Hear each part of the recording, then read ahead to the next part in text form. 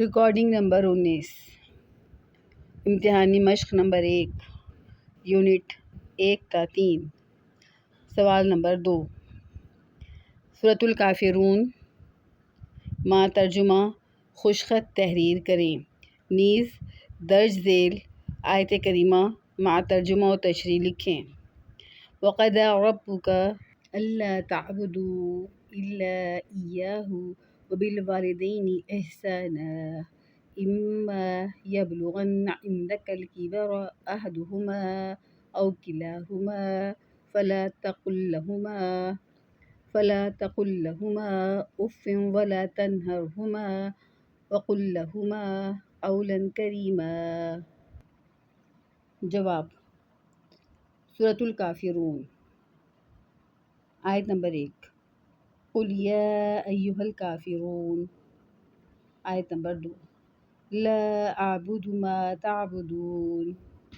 آیت نمبر 3 وَلَا أَنْتُمْ عَابِدُونَ مَا أَعْبُدُ۔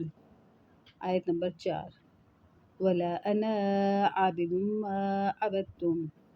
آیت نمبر 5 وَلَا أَنْتُمْ عَابِدُونَ مَا أَعْبُدُ۔ آیت نمبر 6 لَكُمْ دِینُکُمْ وَلِیَ دِین۔ ترجمہ: آیت نمبر 1 بریکٹ میں ہے، اے پیغمبر صلی اللہ علیہ وسلم ان منکرین اسلام سے بریکٹ بند کہہ دو کہ اے کافرو۔ آیت نمبر 2 جن بتوں کو تم پوجتے ہو ان کو میں نہیں پوجتا، بتوں بریکٹ میں ہے۔ آیت نمبر 3 اور جس بریکٹ میں ہے اللہ بریکٹ بند کی میں عبادت کرتا ہوں اس کی تم عبادت نہیں کرتے۔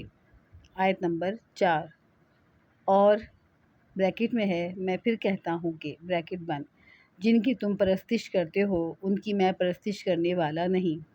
آیت نمبر 5 اور نہ تم اس کی بندگی کرنے والے بریکٹ معلوم ہوتے ہو بریکٹ بند جس کی میں بندگی کرتا ہوں۔ آیت نمبر 6 تم اپنے دین پر اور میں اپنے دین پر۔ آیت کریمہ وَقَضَىٰ رَبُّكَ أَلَّا تَعْبُدُوا إِلَّا إِيَّاهُ وَبِالْوَالِدَيْنِ إِحْسَانًا إِمَّا يَبْلُغَنَّ عِندَكَ الْكِبَرَ أَحَدُهُمَا أَوْ كِلَاهُمَا فَلَا تَقُل لَّهُمَا أُفٍّ وَلَا تَنْهَرْهُمَا وَقُل لَّهُمَا قَوْلًا كَرِيمًا۔ ترجمہ: اور تمہارے رب نے حکم دیا ہے کہ اس کے سوا کسی کی عبادت نہ کرو اور ماں باپ کے ساتھ بھلائی کرتے رہو۔ اگر ان میں سے ایک یا دونوں تمہارے سامنے بڑھاپے کو پہنچ جائیں تو ان کو اف تک نہ کہنا اور نہ انہیں جھڑکنا اور ان سے بات ادب کے ساتھ کرنا۔ آیت کا حوالہ مندرجہ بالا آیت سورہ بقرہ کی 23ویں آیت ہے۔ تشریح: اللہ تعالیٰ نے اپنے پاک کلام قرآن مجید میں بنی نوع انسان کو سب سے پہلے عقیدہ توحید کی تعلیم دی، یعنی اللہ تعالیٰ کو ایک مانا جائے، اس کے ساتھ کسی کو شریک نہ کیا جائے، اور پھر اس حکم کے فوراً بعد اللہ تعالیٰ نے والدین کی خدمت کی ہدایت کی۔ اللہ تعالیٰ ہر شے کا خالق و مالک ہے، اس لیے اس کی عبادت میں کسی کو شریک نہیں کرنا چاہیے۔ اور پھر والدین ہماری تخلیق کا سبب بنے، انہوں نے ہمیں پالا پوسا اور بہترین تربیت کر کے ہمیں معاشرے میں رہنے کے قابل بنایا۔